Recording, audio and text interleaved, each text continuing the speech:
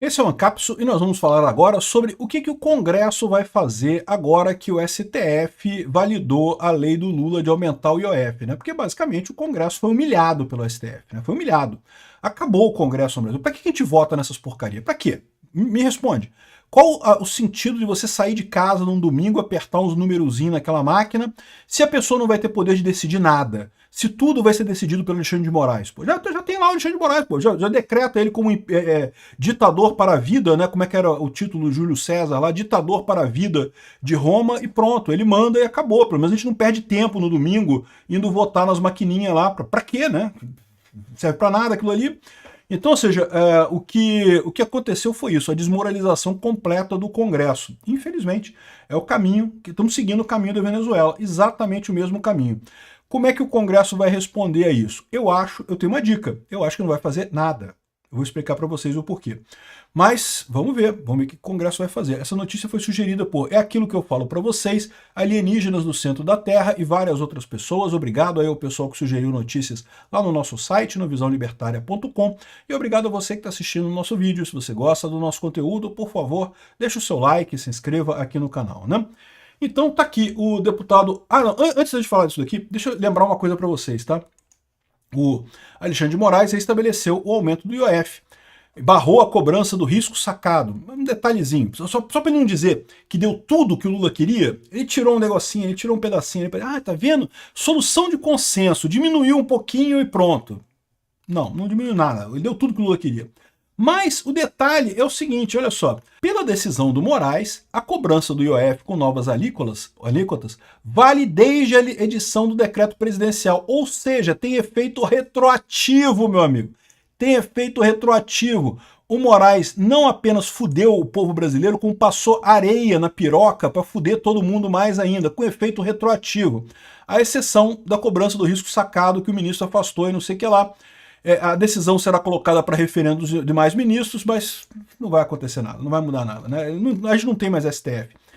Infelizmente, parece que o pessoal lá só segue o Alexandre de Moraes mesmo, não faz mais nada além disso, né? Enfim, ou seja, só esse parêntese nessa história, né? Mas então, o que é evidente que foi a desmoralização do Congresso brasileiro. Ninguém tem dúvida disso. O Congresso brasileiro foi eleito, tem o poder para indicar quando o presidente ultrapassou o limite da lei. No caso do IOF foi um caso clássico desse. No entanto, simplesmente tiraram esse direito do Congresso. Não, porque se entrar no STF, o STF que vai decidir se ultrapassou ou não. Ora, se é o STF que vai decidir, não precisava ter a lei lá do artigo 53 da Constituição que dizia que a Câmara podia decidir esse tipo de coisa. Então, para que tem esse negócio lá na Constituição, né? Mais uma vez, um problema de hermenêutica constitucional sério, né? Ou seja, mais uma vez, o Alexandre de Moraes tira a hermenêutica pentadimensional tirada do cu dele para dizer que a hermenêutica tradicional diz que você não pode ter palavras sobrando na Constituição. Então, se tem alguma coisa escrita na Constituição, aquilo tem que fazer sentido, aquilo tem que ter alguma alteração, tem que ter uma norma legal referente àquela palavra que está ali na Constituição. Então, se tem a lei dizendo que o Congresso pode sustar um decreto presidencial se achar que o decreto viola o limite legal, tem que ser impossível o presidente usar isso, jogar isso para o STF. Porque não é o STF já é usado para controlar a constitucionalidade de todas as leis. O STF já pode determinar que o presidente violou alguma lei no final das contas, né? Mas não é o caso. O Congresso teria o valor nesse sentido, ele teria esse poder. Se isso está na Constituição, isso tem que valer. Para que isso vale agora? Me diga. Ou seja, porque no final das contas é o STF que decide tudo. Ficou do jeito que o Alexandre de Moraes fez a coisa, é o STF que decide tudo. E olha que já era um instrumento pouco usado, né? Pouquíssimas vezes o Congresso quis bater no presidente da República, quis dizer que o presidente da República fez algo errado e sustou o decreto do presidente. Justamente porque você precisa ter maioria na Câmara, né? E aí, ou seja, mais uma vez jogaram no lixo a Constituição brasileira em favor da Constituição da cabeça do Alexandre de Moraes, que é ele que decide as porra toda lá agora, né? Enfim, aqui ó, volta do IOF desmoraliza a maioria da Câmara e do Senado. A decisão do Alexandre de Moraes contraria a posição da maioria do Congresso que havia derrubado os decretos. E aí, o que vai acontecer aqui, né? Enfim, eu acho que nada. Lula compra mais uma briga com o Congresso e veta aumento de número de deputados federais. Muita gente comemorando, tá vendo? Lula fez a coisa certa, vetou. Não, gente. O Lula fez isso daqui para dar uma vitória para o Congresso. Por que ele dá essa vitória do Congresso? Ele vai vetar, o Congresso vai derrubar esse veto, lamento informar vocês, vai derrubar esse veto. Não, eu concordo, é um absurdo o aumento de deputados e senadores que está rolando por aí, não tinha que ter aumento nenhum. Mas vocês têm alguma dúvida que o Congresso vai derrubar esse veto? É lógico que vai derrubar esse veto, fácil, assim, ó.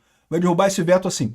E aí eles vão poder dizer que tá vendo, derrotamos o Lula também. Eles já estão preparando o caminho de saída do Congresso para dizer, não, que nós perdemos no IOF, saímos com o cu todo arrombado do IOF, mas a gente deu um peteleco no Lula, deu um peteleco nele, tá vendo aqui? Ele vetou e a gente foi lá e aprovou do mesmo jeito, viu? É a mesma coisa, a gente saiu todo arrombado, mas deu um peteleco no cara também, pô.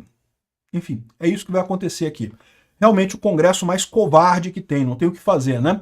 E por que o Congresso é tão covarde assim? Olha aqui, ó. Ministério de Contas vai acionar o TCU por suspeita de funcionários fantasmas do gabinete do Hugo Mota. É aquilo que eu falo para vocês, meu amigo. Se você procurar funcionário fantasma, todos os gabinetes de todos os deputados têm funcionários fantasmas. Né? O que está acontecendo aqui? Eles estão ameaçando o Hugo Mota. Hugo Mota, se tu peitar o Lula, peitar o Alexandre de Moraes, olha só, vamos botar a investigação, vamos derrubar o seu mandato e não sei o que lá. O jogo é bruto, meu amigo. O pessoal está desesperado, está querendo bater no Hugo Mota. É o caminho da Venezuela. Estamos no caminho da Venezuela. Firme e forte no caminho da Venezuela. Infelizmente, não vejo outra alternativa com essas movimentações recentes do Alexandre de Moraes e agora do Congresso, que vai ficar quietinho, não vai fazer nada. Quietinho, não vai ter nada, nenhuma reação. Vamos ver, tomara que eu esteja errado. Não, se eu estiver errado, vou ficar muito feliz de vir aqui fazer um vídeo. Ó, a gente estava errado, não, o Congresso foi lá, peitou, sei lá o quê, proibiu não sei o que lá, né, revogou tal processo e coisa e tal. Mas olha só, já aprovaram o imposto de renda que o Lula pediu, pelo menos na CCJ, né, ainda tem que aprovar na Câmara, ainda tem que aprovar na Comissão Especial e também na Câmara. Aprovaram também a PEC da Segurança Pública também, já foi aprovada também. Ou seja, meio que o Congresso não vai fazer nada. Infelizmente, a verdade é essa. Teriam força se fosse um Congresso de verdade, mas infelizmente o Brasil degringolou num sistema Venezuela já. A posição do Alexandre de Moraes nesse negócio deixou claro que o Congresso não tem força contra a união do Executivo com o Judiciário, e agora acabou, não tem mais nada que eles possam fazer no final das contas. Vão todos ficar quietinhos lá, cumprindo o mandato deles, obedecendo ordem do Lula até o final do mandato, sem fazer nada no final das contas, e nós vamos caminhando assim, bonitinho, para uma Venezuela.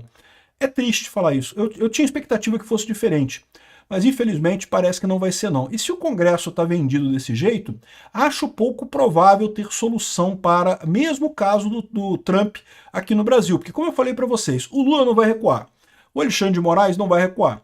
A expectativa que a gente tinha é que o Congresso fizesse alguma coisa para tentar consertar a situação e o resto do STF também fizesse essa coisa para tentar consertar a situação.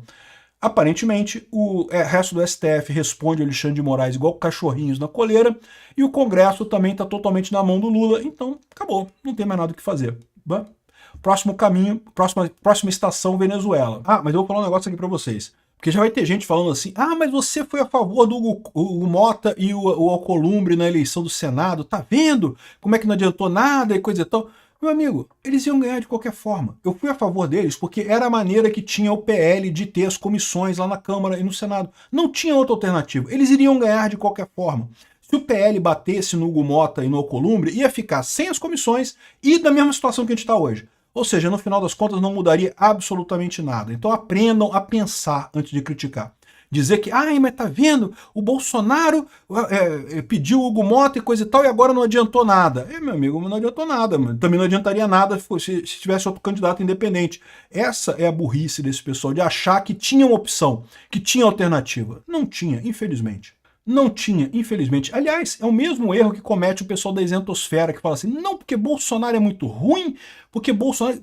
Peter, como é que você apoia o Bolsonaro? Porque ele também fez besteira. Olha só, eu critico o Bolsonaro também. Eu acho que o Bolsonaro fez coisas erradas, sim. Sim, eu concordo que ele fez coisas erradas. A questão desse pessoal é assim, ah, tá, mas e se não o Bolsonaro, quem? Aí o pessoal não sabe o que falar. Vai falar o quê? Marçal? Vai falar o quê? Kim Kataguiri? Vai falar o quê? Dória? Vai falar quem? Quem é o nome que se não for o Bolsonaro? Quem é a pessoa se não for o Bolsonaro? Caiado? Porra, entendeu o problema? Esse pessoal acha, não, porque não pode gostar do Bolsonaro, não tem outra pessoa, meu amigo. É o Bolsonaro, ou então a pessoa que o Bolsonaro indicar. Tirando isso, não tem ninguém no Brasil. Esquece, ou é isso ou é o Lula. Obrigado por assistir o vídeo até o final.